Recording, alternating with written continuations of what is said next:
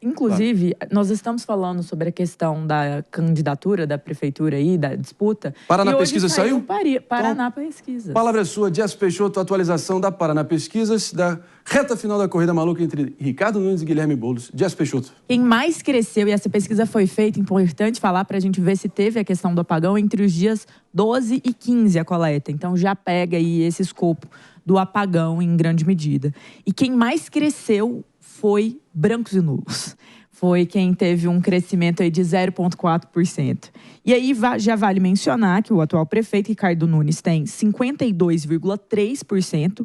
Na medição anterior, ele tinha 52,8%. Então, uma pequena leve queda aí nos pontos, na margem de erro, em 10 de outubro. E o Guilherme Boulos, que tinha 30%, ele agora tem 39,2%. Antes tinha 39% em 10 de outubro. Já o nenhum, branco e nulo, tem 5,2% e antes tinha 4,8% em 10 de outubro. Por isso que eu falei que teve o maior crescimento. E não respondeu, 3,3%. Então, nós vemos aqui que o impacto eleitoral disso acabou não sendo percebido até agora de forma alguma. Assim, 0,2%, qualquer coisa pode influenciar. Sem dúvida alguma, não dá para menosprezar qualquer mudança, por mais sutil que seja, mas, pelo que tudo indica, o quadro parece muito bem consolidado rumo a uma decisão. E uma grande diferença, né? Vale mencionar. Aqui. 20 pontos, faz a matemática básica aqui. Quase 20 pontos.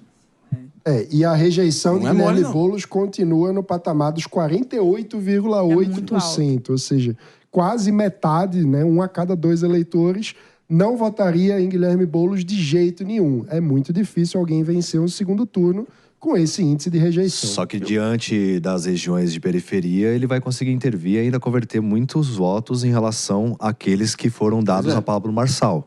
Porque, justamente com esse argumento, porque as pessoas automaticamente têm um nível cultural, não estou generalizando, claro, mas um pouco menos elevado, e com isso também acaba sendo influenciado em relação ao voto. Mas é interessante observar, porque nesse processo de tentar virar o voto, o primeiro desafio de um candidato na situação do Boulos é diminuir a sua rejeição. Porque antes de dizer que considera votar em alguém, o eleitor precisa dizer que o surtido é feito na estratégia de Guilherme Boulos. Eleição de segundo turno é eleição de rejeição.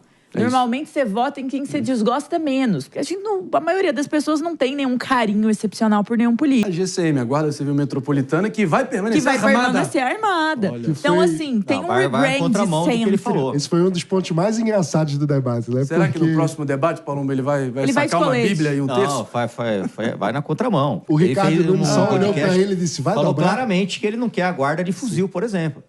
Aí, pra quem quiser ver. Armada, ele disse.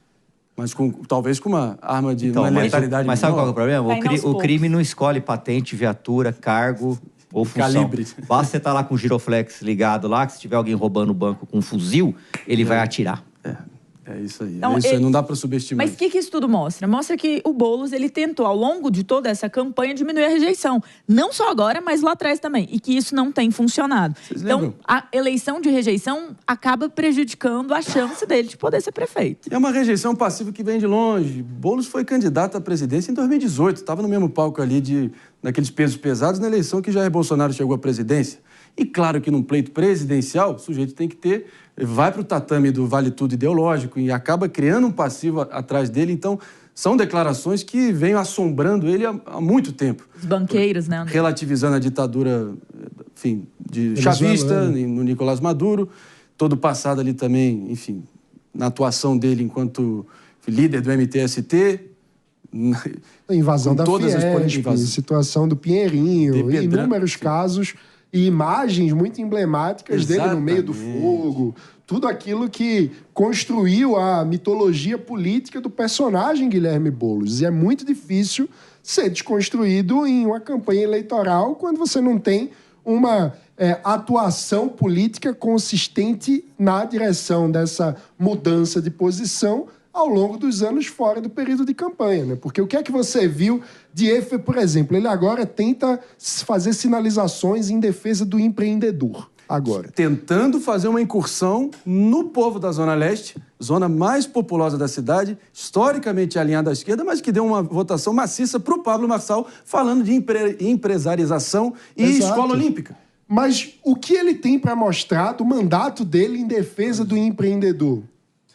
Aí o discurso fica inconsistente, né? É muito difícil conseguir efetivamente convencer as pessoas simplesmente na véspera da eleição. E ele disse, né, que saiu vencedor em relação ao debate, tudo, só que a conversão de votos em relação a isso, pelo que mostra a pesquisa, não foi tão efetiva. Não, e o André falou uma coisa que é fundamental aqui, essa questão da Zona Leste. Essa busca por esse voto pro Boulos, ele cai nessa dificuldade. Muitas das medidas que ele votou, inclusive como deputado, na verdade, atrapalham o empreendedor. Exatamente. Criam mais burocracias. Lembro que no ano passado, o Congresso chegou a avaliar uma medida de contratação de pessoas em situação de rua obrigatória por empresas. Então, assim, são várias. Radicalizada do que a do Freixo. E aí que tá. Eu acho que você trocou num ponto aqui que é fundamental. A gente acusa nossos compatriotas aqui, os sobreviventes que a gente sempre saúda aqui logo na largada do programa, de nós sermos um povo com uma memória curta, né?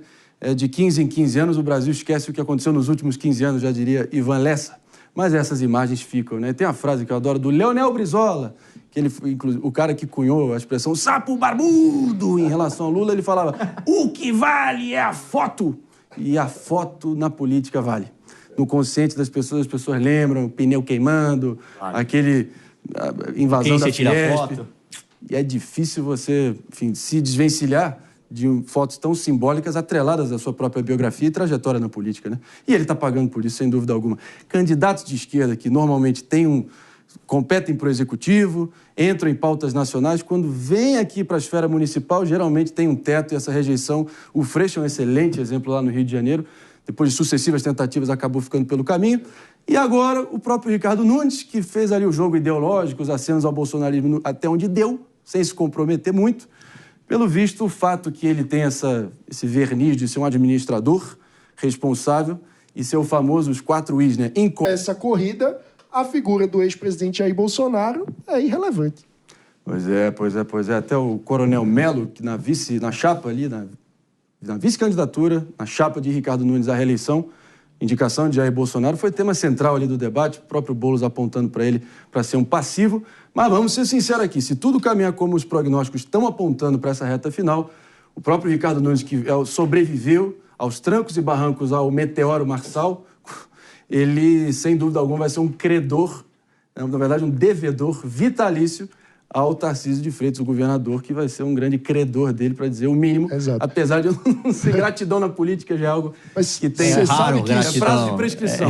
Surgiu um apelido engraçado para o Jair Bolsonaro na campanha de Ricardo Nunes. Então conta aí para mim. É Cartola. Cartola? É aquele que não entra em campo, não faz gol, não arma a jogada, mas se o título vier, vai surgir para levantar o troféu. Vai ganhar a medalhinha, o pernambucano. É o Zé do Frevo aqui, vai ganhar a medalhinha depois dessa aí, tá ok? Mas olha só.